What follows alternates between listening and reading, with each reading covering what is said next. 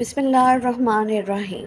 جہالت کے زمانے میں ذباب نامی ایک شخص بہت بڑا بت پرست تھا۔ اس کو شکار کا بہت شوق تھا۔ ذباب کے بت کا نام کراس تھا۔ وہ روزانہ ایک بکرا کراس کے نام پر ذبح کر کے اس کا خون بت پر چڑھایا کرتا تھا اور اپنے دستے ادب کو جوڑ کر عرض کی، آپ میں سب قدرت ہے، اپنی عنایت سے مجھے کوئی شکار عنایت فرمائیں۔ اس پر اس بت کے اندر سے آواز آئی، جاؤ، تمہارے خیمے کے پاس ایک کتا ملے گا، اسے تم پال لو، وہ تمہارے لیے شکار پکڑے گا۔ بت کے منہ سے یہ کلام سنتے ہی ذباب نے خیمے کی طرف دوڑتے ہوئے آ کر دیکھا کہ ایک سیاہ کتا کھڑا ہے۔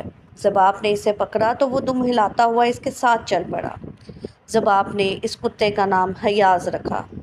وہ رات دن شکار کھیلنے میں مصروف ہو گئے۔ کتا جو بھی جانور شکار کرتا، پھر وہ ذباب بت کے سامنے لا کر ذبح کرتا اور خون بت پر چڑھاتے اور گوشت مہمانوں کو کھلاتے اور خود بھی کھاتے۔ تھوڑے ہی عرصے میں اس کتے نے ذباب کو مالا مال کر دیا۔ دور دور سے مہمان آتے اور بت کے سامنے ذبح کیے ہوئے جانور کو خوشی سے کھاتے، یہاں تک کہ حضور صلی اللہ علیہ وسلم مبعوث ہوئے۔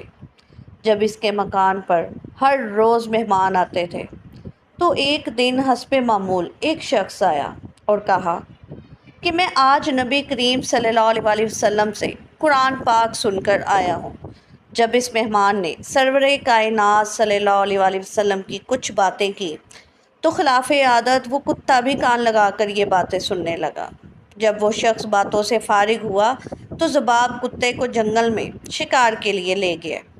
ذباب نے کتے کو ہرنی، گائے اور متعدد جانوروں پر چھوڑا، لیکن کتے نے کسی کو نہ پکڑا بلکہ جانوروں کو پکڑ پکڑ کر چھوڑ دیا۔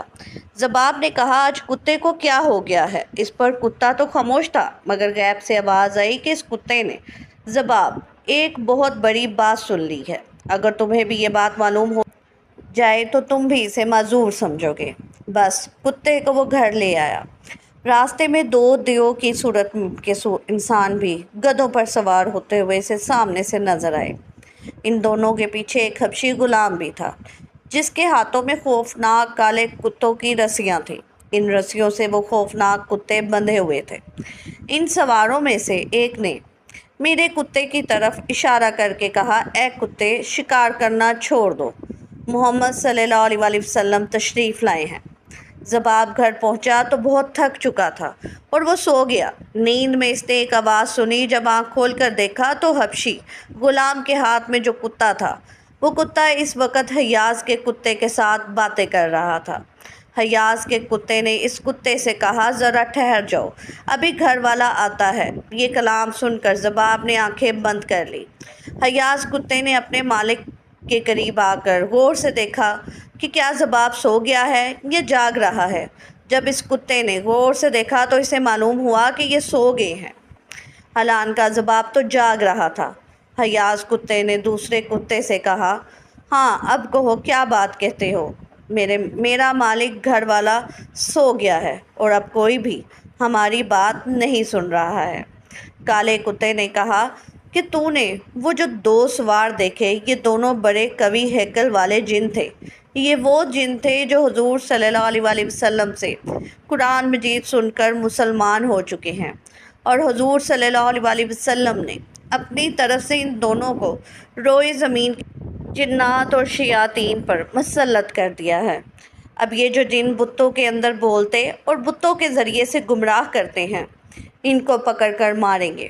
مجھے تو انہوں نے پکڑ کر خوب مارا اور پھر طرح طرح کے عذاب میں مبتلا رکھا اور مجھ سے یہ عہد لیا کہ اب کے بعد میں کسی بت کے اندر نہ جاؤں۔ اے حیاض، میں ہندوستان کے جزیروں میں جانے کا ارادہ کر چکا ہوں، تیرا کیا ارادہ ہے؟ حیاض کتے نے، جو کہ وہ بھی اصل میں ایک جن تھا، کہا، جو آپ کی رضا، میری بھی وہی رضا ہے۔ یہ کہہ کر دونوں بھاگ نکلے اور ایسے گم ہوئے کہ آج تک ان کا نام و نشان بھی نہیں ہے۔ صبح کو ذباب نے یہ سارا واقعہ اپنی قوم سے بیان کر کے کہا، میں تو مکہ معظمہ جا کر مسلمان ہوتا ہوں۔ قوم سے یہ کہہ کر مزید کچھ نہ کہا، لیکن علیحدہ ہو کر بت کو ٹکڑے ٹکڑے کر کے پھینک دیا اور سرور کائنات صلی اللہ علیہ وسلم کی بارگاہ میں حاضر ہوا۔